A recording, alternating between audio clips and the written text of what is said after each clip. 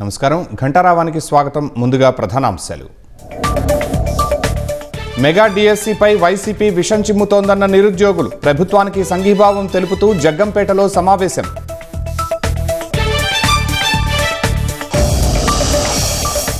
పశ్చిమ గోదావరి జిల్లాలో గల్లంతైన 3 మృతదేహాలు లభ్యం.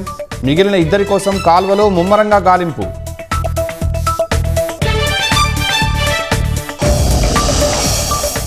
నల్సార్ న్యాయ విద్యార్థులకు బీసీఐ చైర్మన్ క్షమాపణలు. స్టూడెంట్స్ మనోభావాలను దెబ్బతీసినందుకు చింతిస్తున్నట్టు వెల్లడి.